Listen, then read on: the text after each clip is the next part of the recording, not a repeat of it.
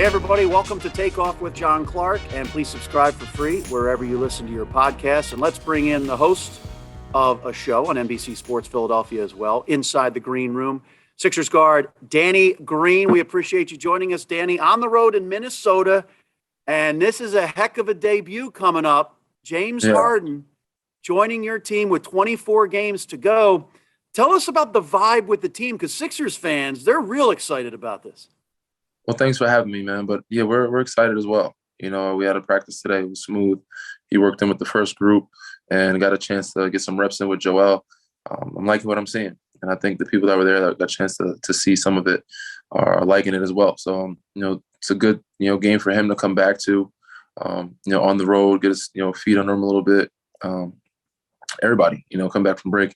Hopefully, Minnesota's been playing well this year, but hopefully this is a good game. They play tonight, so it's a back-to-back. Hopefully they're tired, coming to our game, and we can, get a little chance to get, our legs back under us. But it's going to be fun. It's going to be exciting, and I can't wait to play alongside them. Pretty wild, because you don't have a whole lot of time to get ready for the playoffs and get that cohesion down and the chemistry. Is it going to take a little bit of time, do you think? Yeah, it always takes time. I mean, if it doesn't, I'd be surprised. I think if anything doesn't take time, everybody's surprised, because usually, regardless of how good of a fit it makes sense while looking at it, or that naturally it should fit, it still takes some time for guys to get a feel for each other. I said, regardless of how good pieces fit, and sometimes it happens quicker than later. Hopefully, we get things rolling and smooth within a week. That'll be the quickest, but sometimes it may take a little longer. But we have to make sure that we're ready before April, May, and June. Pretty incredible, because you look at what he's done.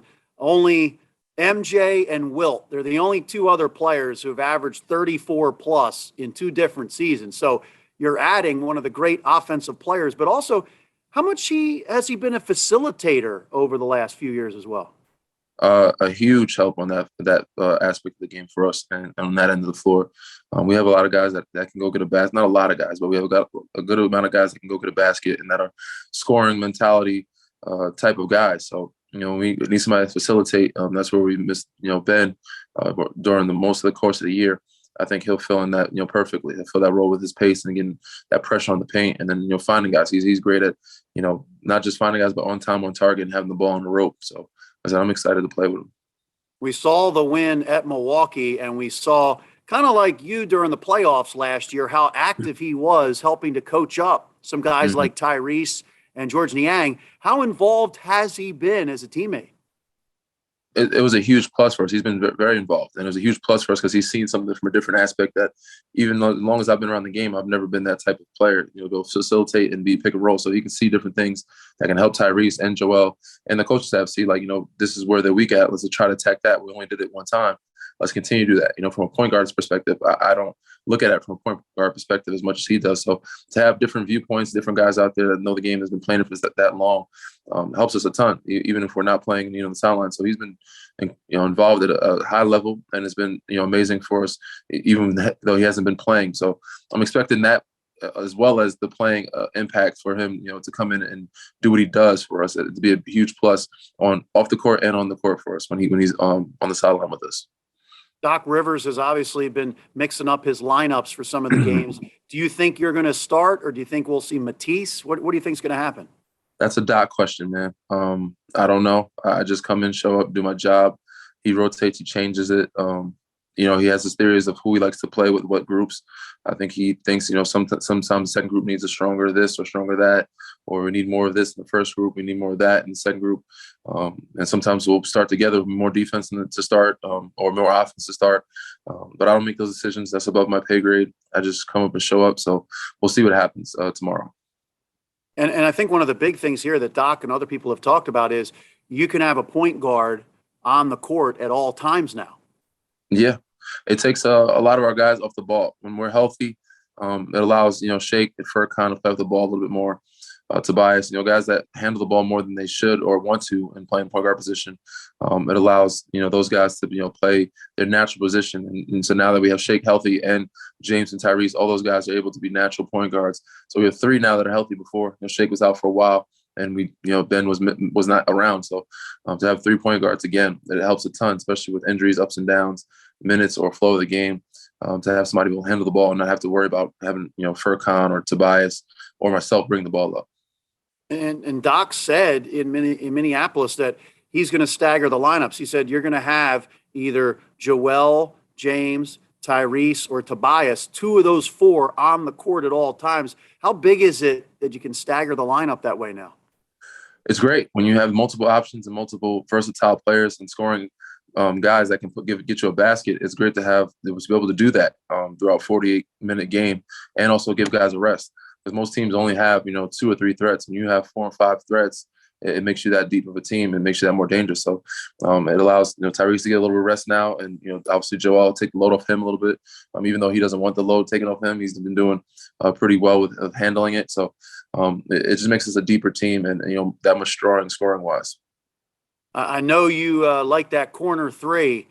We've seen in James's career, he's made some careers for guys, Yes. with that corner three. How much does that, open it up for you and the other guys, especially that corner three? I'm hoping a ton. I said it makes perfect sense, set of pieces, but sometimes you still have to figure it out. Sometimes it takes some time, but, the way he finds guys, the way he puts pressure on the paint and allows shooters to have open looks, I said I'm excited about it, and I hope it does open it up a ton for me. It just hasn't happened yet. We haven't had a chance to play it, so I'll let you know in a couple of games of how much the game has changed for me with him being on the floor. Obviously, there was a reason why James wanted out of Brooklyn, and maybe Kevin Durant and Kyrie Irving, maybe they were like, okay, you can go somewhere else. But how do you think it's going to work with James coming in here and Joel Embiid is the man? I think it'll be great, man. I mean, James is not a type of guy where he feels like he needs to be the man right now. He wants to win. I think both of them. They don't mind sharing that space. Regardless, I think they're going to try to figure it out. And watching them play today together, it was fun. So hopefully we can continue to have that chemistry, have that bond off the floor that carries over to on the floor, and that those guys can fit perfectly together. And we have multiple scoring options with them too, and with Tyrese, Tobias, and everybody else, bringing what they bring to the table to make us a deeper team in the playoffs. You talked about seeing them in practice, and they spent some time after practice playing a little one-on-one. Do you get a sense that James is like, hey, I've never played with someone quite like Joel Embiid, and Joel has never had a score with him like James Harden? Yeah, I mean, you can see it. It's a first for a lot of guys in the team, not just them two, but those two. They're, you can tell they're excited. It's refreshing to have a different type of player, different type of person. Obviously, they respect each other's talent and each other's craft and how they do things. They both MVP caliber players on different types of aspects of the game, but to be able to put those two talents together, I think they're both interested in seeing how it works, but also excited about having the opportunity to play with each other. Where were you when you heard about the trade? I was in the facility. We were just getting out of practice or treatment. We had to end practice earlier because we weren't sure what was going to happen. And the Zay Doc called practice because it was the deadline day. And, I was finishing in treatment, get out of the shower and heading out of the facility. And then we all heard the news and, kind of sent our text messages out, had a chance to, talk about it a little bit, made some phone calls and see what's happening. There was still some hours left in the deadline, so we weren't sure if there's other moves going to be made. So guys were just kind of keeping their ear to the ground. There was obviously word out there, and Daryl Morey being the president and having the relationship with James Harden. Did you really think that it could happen? I thought it was a possibility. I just didn't think Brooklyn would. I mean, early in the season last year, before he even left Houston, we thought it was a possibility. But when he was in Brooklyn, we thought he was set there. When Ben wanted to trade or get moved or be out of Philly, we didn't think that any other teams would give up a piece like James. When he became available, it all made sense. I thought it was definitely a possibility, especially with Daryl being here and then their past history.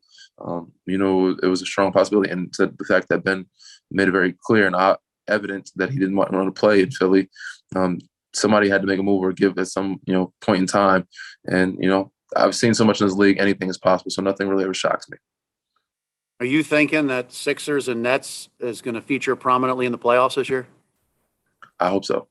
I think, we all come to play this game to be in those type of games, those type of atmospheres and compete at that level. So we don't shy away from it. We, attack it head on. So I'm hoping that everybody's healthy in the playoffs and get a chance to play all the best teams to be able to, earn our way to a championship and also, beat the best of the best. So I'm looking forward to having fun and playing in those types of series. With Ben not wanting to be in Philly anymore, what was your expectation about how far this team can go, and how has it changed now with the addition of James Harden? It's the same. With him here, I thought we were a great team and had an opportunity, and with him not here, and now that we have James and replacing him, I think we have a better chance. I'm gonna say a better chance, but we have a great chance. I think they're both very special talents. It's all how we gel together, but I think we have all the right pieces to get it done. Especially with James and how high of IQ player he is, and how much of a threat he is from the perimeter for us. I think it gives us a special, different type of look, but same aspects, same goals, same expectations for me. It's never been any different, regardless of the teams that I've been on. And your expectation, Eastern Conference Finals? Yeah, nothing less, nothing short of it. And we're trying to get to NBA Finals. How about James from an offensive perspective? You obviously have seen so many great offensive players. You know the history of the NBA. Where would you rank him in the history of this league as far as an offensive player? Well, he's a top 75 guy for a reason. He's changed the game from, obviously the European guys had the Euro step. He kind of made it one of his things, but the step back, the foul calls, they had to change rules because of him, of how many foul calls he was getting. The guys reaching in, using their bodies against him. He's just a special talent, and also how he handles the ball and finds guys, but he's able to penetrate, put pressure on the defense. But the fact that, he can score at that high of a clip, also get teams in foul trouble, is very special. He's had rules changed because of him, because he's a top 75 player. So for me, I think he belongs in top 75 for that reason alone. So, I agree with the NBA and the people that voted him in.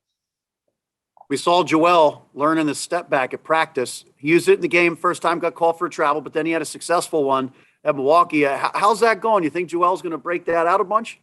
I think so. Joel's been using a step back for a while. It wasn't the James step back, but he's been using different versions of it. Now that James is here, he's kind of done both versions of it. But, Joel's a special talent as well. Him to be 7 feet and move the way he does, is mobile with the touch that he has, to be able to shoot jumpers and fadeaway jumpers. He can pull out whatever move he wants as long as he gets the ball above his head and gets a free look at it. He has a good chance of going in. With Ben kind of being sideline, not wanting to play, We've seen a lot of good interaction with the team, and especially Joel and Tyrese and a lot of you guys. Give me an idea about the chemistry that has gone on this year with Ben not being there. Chemistry's been great. I think it picked up even more. The fact that we knew we had a lot against us, a lot of the odds were against us, so we came together more. We did a lot more of bonding on the planes and traveling and the team and dinners, because we had pretty much nothing to lose, and our backs were against the wall with so many guys being out. And we're not the only team. So we know everybody's gone through injuries, gone through COVID, and some guys being out and hurt. But we felt like our situation was a little special, a little different. But I think it brought us together even more. How about Joel maturing and with his leadership? Have you seen that growth each year? Definitely. He's not a big verbal guy, but I think over the past 2 years, he's definitely gotten a lot more verbal and express his opinion, and also done a lot more with being a part of, the group bonding. He was a guy that stayed to himself most of the time, but, this year you can see he's coming out of his shell a little more and actually, including himself and, intervening with a lot of other things that are going on with, group activities. What does that do for a team? They say sometimes in baseball and other sports, you can just put a bunch of talent together, but what does it do when you really are that close? It does a lot, man. It helps a lot when you're a superstar and your leader is able to humble himself, to be able to come down and hang out with certain types of groups of people, or actually be involved and do things with your team and be seen out in public sometimes, even though we don't do many public things, but to do things as a group and show that he's committed to it. It shows a lot, from that stature, that standpoint. So it allows us to be able to trust each other, him to trust us, vice versa, and also to be able to have real conversations.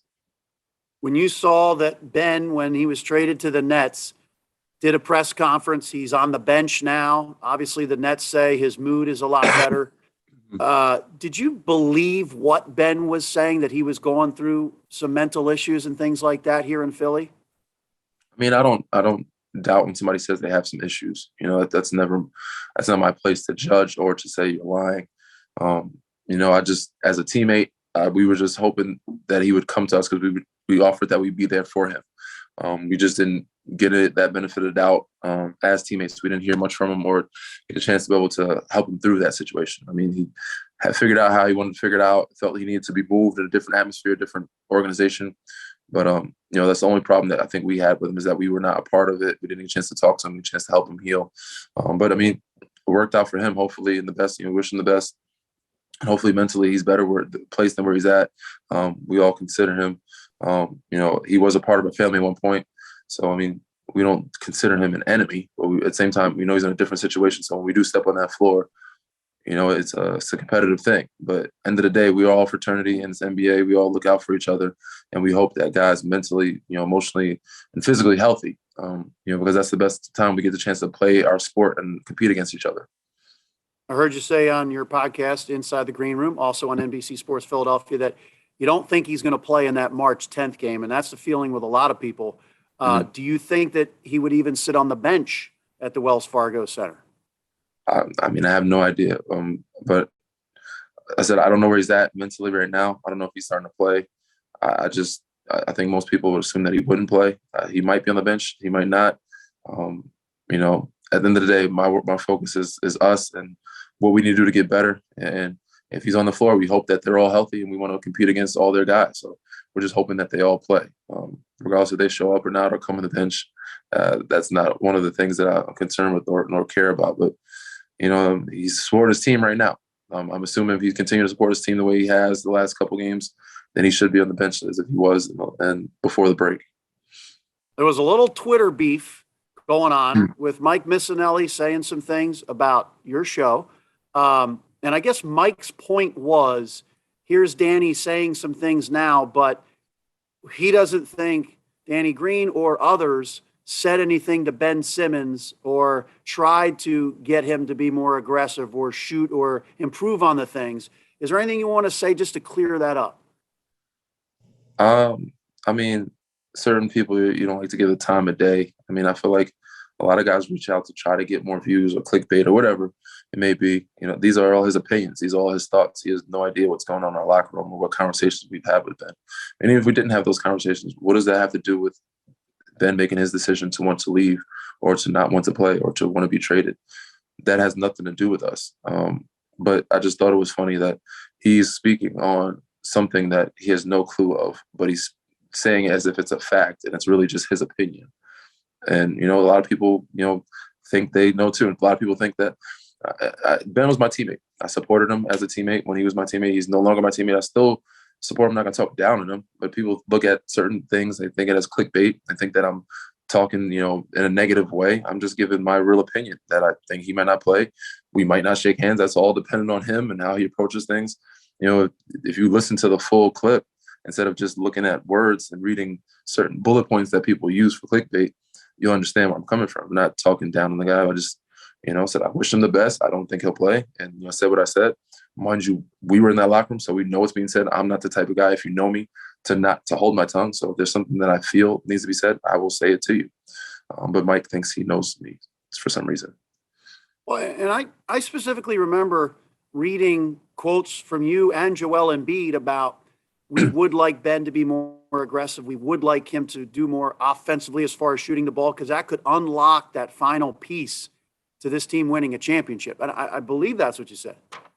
If you go, yeah, I mean, there's not a time where most of us, when playing with him, even when I wasn't playing in the playoffs of last year against Atlanta, my job on the sideline was to coach. And me being in that timeout, there was not a timeout where I didn't go out there and tell Ben, we need you to be aggressive. We need you to be scoring. I don't care if you get fouled. At least it puts them in foul trouble. So I said, for a guy that thinks he's been in our locker room and that thinks he knows me, I just thought it was funny. You think ultimately Ben just couldn't play in Philly anymore after what happened in Game 7? Do you think that was something that just piled on all the other stuff and he felt that he could never play in front of these fans anymore? Maybe, man. I have no idea, honestly. I think that's the confusing part, is because we never really had a conversation. We don't know if it was the fans. We don't know if it was the comments that were made. I've heard different excuses. Much that we didn't see the man that much in the locker room. So we've heard different things from media and from groups or his people, that it was coaching or that was this or that he felt that he wanted his own team. But we never got a chance to talk to him as much directly. So I have no clue what happened. I know after the series, he was supposedly, we talked to Doc that he was talking about, working and getting right and getting, in the gym again and coming back better next year. I think everybody was in that mindset, thought that if we're healthy, we can get back to the Eastern Conference Finals or the finals if we had everybody we wanted to. So we try to bring everybody back. But I don't know where it turned or where it went wrong. And that's a question for Ben. And hopefully he could answer better than I could. I have no idea what went wrong. Is it pretty amazing to you, Daryl Morey, and was able to pull this off? Basically, a player that was never going to play for the Sixers again and said he would never play, and you guys got James Harden out of this. Mm-hmm. For sure. I mean, Daryl, he's a magician, man. He's pulled some tricks out of his sleeve. We didn't think that James would be moved again once he left Houston. He was in Brooklyn. I thought that was, they had their big three and they were set. But Daryl's made some good moves, and we've got a guy, if not better, or if not the same player, if not better player, for a guy that a lot of people didn't think we were going to get the same value for. So, I'm excuse me. I'm excited for it. I'm happy for it. I'm glad he got it done, and hopefully we can move forward and look to the future instead of the past. To wrap this up, give me an idea of how you think the building is going to be here in Philly next week when James plays his first home game as a Sixer at the Wells Fargo Center. It's going to be electric, man. I forget who we play. Sorry, I don't know the games by memory. I usually go game by game. I know we have Minnesota, then New York, and then we go home. I don't know the schedule that far ahead, but I think it's going to be a pretty good playoff-like atmosphere type of game. A lot of people are going to be in stands, cheering, yelling, and expecting us to be, playing like we were last year. Well, cool. We wish you the best, and this is going to be an amazing debut to see this. I hope so, too. I'm looking forward to it. All right. Well, appreciate the time, Danny Green, and we will still always watch your Inside the Green Room on NBC Sports Philadelphia and listen to it as well. And we appreciate you being open with myself and the fans of Philly and gaining insight and perspective from you. We really appreciate it. Of course, man. Thank you. Appreciate the time.